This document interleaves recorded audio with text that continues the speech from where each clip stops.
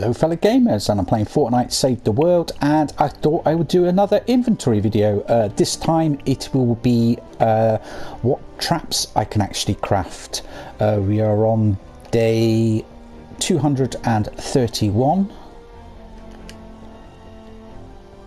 At the moment I'm actually working towards trying to get my change some of the perks on these traps, and also get them to full legendary perks. I've only done that with 2 of them so far.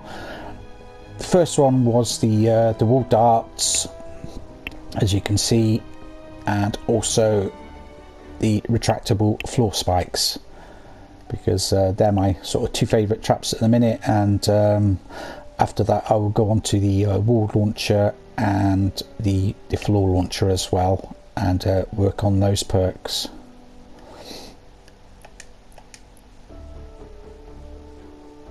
Now the reason I've gone for durability and reload speed is because oh, that just moved then by itself. Ooh, spooky. It's because you want the less reload time there is on a trap, the more active that trap is in going off and killing husks. So that's why, that's my thinking behind going for the reload speed.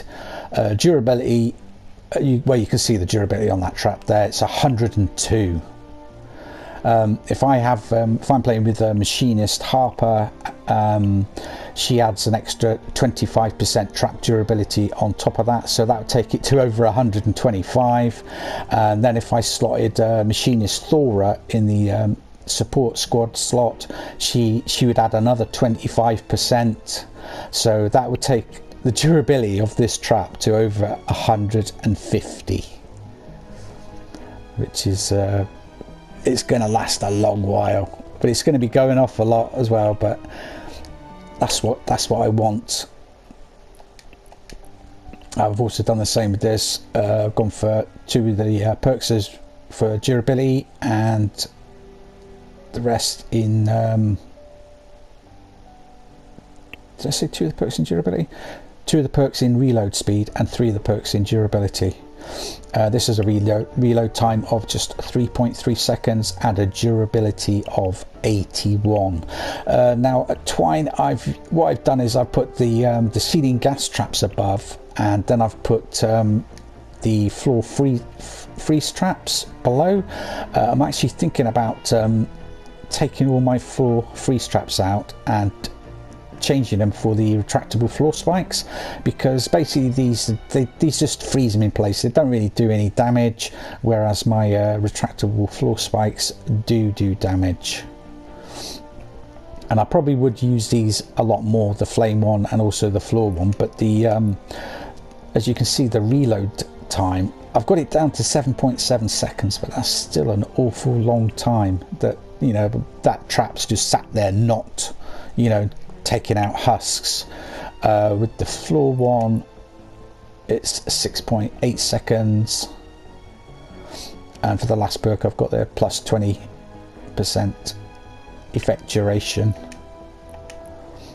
The same with that as well.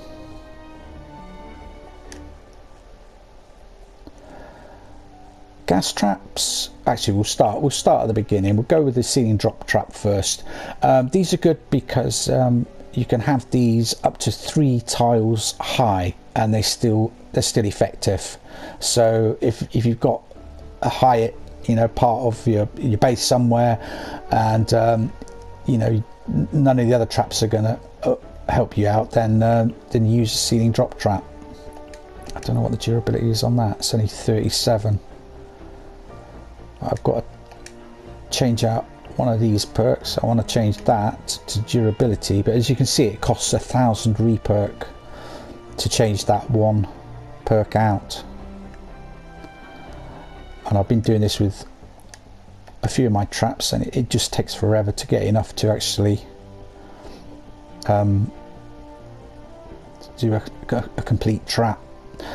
Ceiling electric field, the ceiling zapper and the wall dynamo, now they are only effective up until Canny Valley. They're not really effective in Twine because you get a lot of nature enemies in Twine. Of course, nature doesn't do much damage to nature, which is a shame really, because I use this sealing electric field and the wall dynamo a lot in Canny Valley.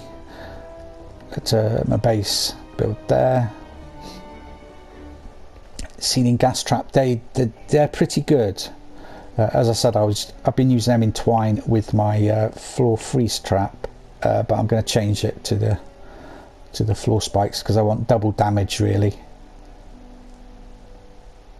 The only downside to using them is they take 7 fibrous herbs for 1 trap, so make sure if you do use this trap that you've got plenty of fibrous herbs. I get through tons of them. Sealing zapper, haven't really used that much because it just basically damages 1 husk at a time. What's the reload time? 7.7 seconds. That's a long time as well. But then I haven't upgraded the perks on that yet. But this will be one of the nature traps. Will be the last traps that I fully upgrade. I'd rather do upgrade other traps. And the flame grill floor trap. I think this sets off them propane ones as well, so it's probably not the best trap to have if there's like a load of propane enemies, because they just destroy traps and trap tunnels. You know, you just got to avoid setting them off basically, because they do so much damage. It's heartbreaking that you spend weeks and weeks building a base and then just one wave of propane takes out half of your traps. You know what I mean? It's gut wrenching. And the floor freeze trap, as it says, it just freezes enemies in place for a short time and makes them more vulnerable to damage. And you've got a durability of 37. That one moved as well then. Spooky. Floor launchers, these are good if you have an angled wall, a slope angled away, and then you've got a floor launcher below it, because it knocks the husks back. And I will be upgrading this one. It's got a reload time of 5.1 seconds, durability of 44, and that last perk's going to be durability. It's going to be durability and reload speed all the way.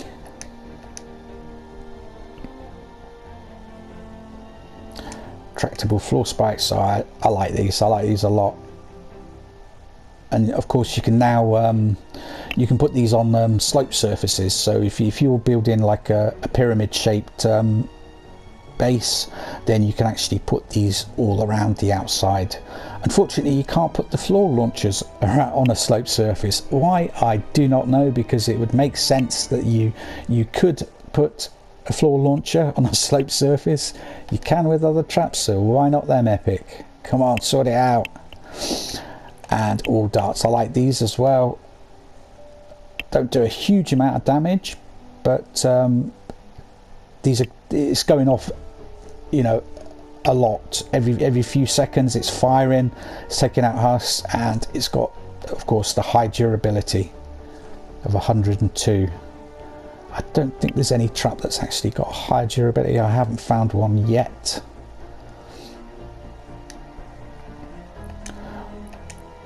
The wall launcher, these are good as well. If you've got like a vertical wall, you can put these around, keep your husks away from your base. That moved as well, freaky. And they just knock husks back. If you've got like a wall launcher at an entrance near to an entrance to a trap tunnel, or halfway through a trap tunnel, and then the husks come walking along, hit the wall launcher, it knocks them back through the trap tunnel, and they have to go through it again, if you know what I mean. So they're quite handy for that. It's got durability of 58, this one.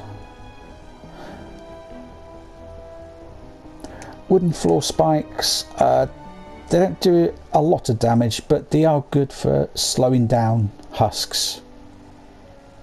I'm probably going to change the 3 damage perks on that to durability at some point, because I don't want them for the damage. I just want them to slow them down, just basically like what the floor freeze trap does, but these do a little bit of damage on top.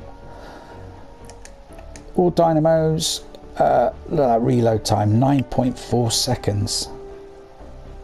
It's a long old time. That's downside to these, but I haven't changed I've only got 1 reload speed perk on that, and I'm not in any rush to change that one until I've done all my other traps. Healing pads, I've dotted a few of those around my bases just for people to heal themselves, of course, when they do get hurt.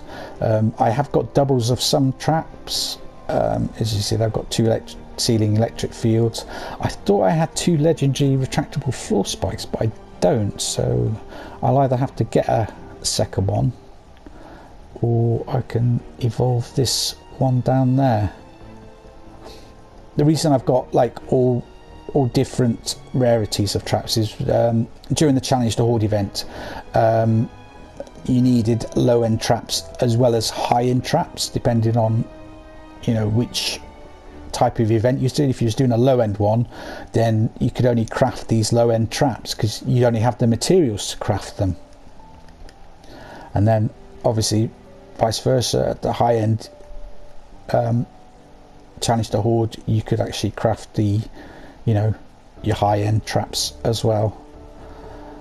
So I'm not actually going to get rid of these yet. I might get rid of my blue ones. I haven't quite decided yet, but it's not like I'm stuck for inventory space. I've got 768 out of 866, so I've got a bit more space, almost 100. So once you get rid of some of that, so you've got rid of it. But I'm either going to put them in the collection book or recycle them, maybe transform them into something else. I could transform like 5 of these blue ones into an epic assault rifle or something like that if I wanted.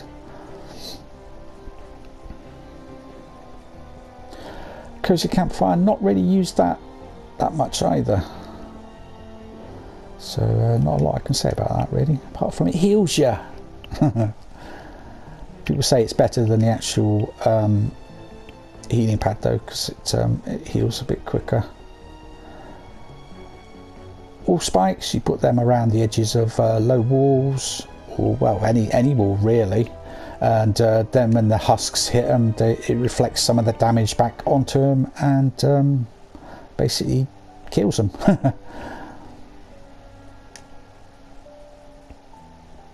I think that's all of them now we've gone through. Oh yeah, wall lights, not something I've used, reused.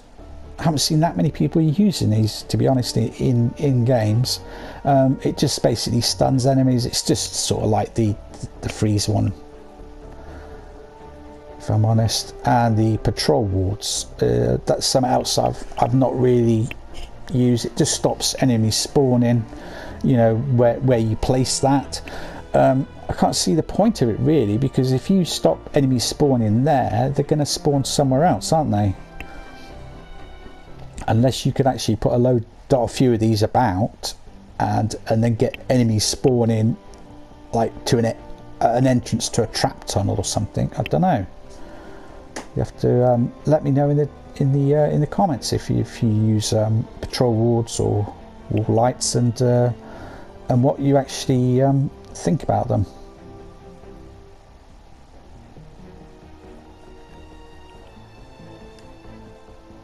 And also let me know what your favourite trap is. Mine, as I said, I like the wall darts and the retractable floor spikes. Love both of those, and the floor launcher and the wall launcher, I like those as well. And then the ceiling gas trap. Well, I hope you found this video interesting, and don't forget to smash that like button. If you're new to my channel, then why not subscribe? Hit the bell notification symbol and you'll be notified when I publish new videos on YouTube.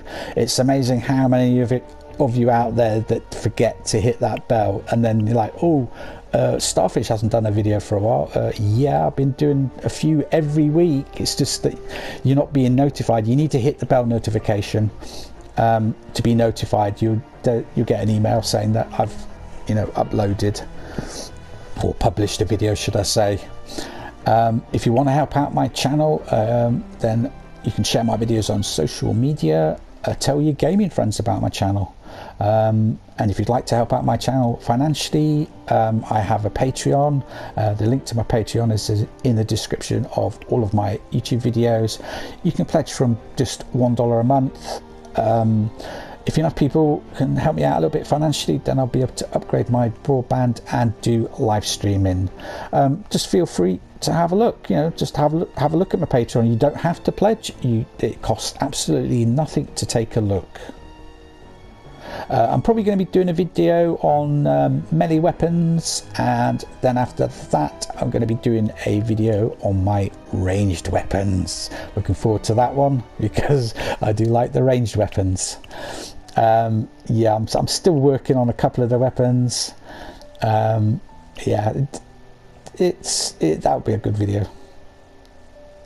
Many thanks for watching, and we'll see you guys in the next video. Bye bye for now.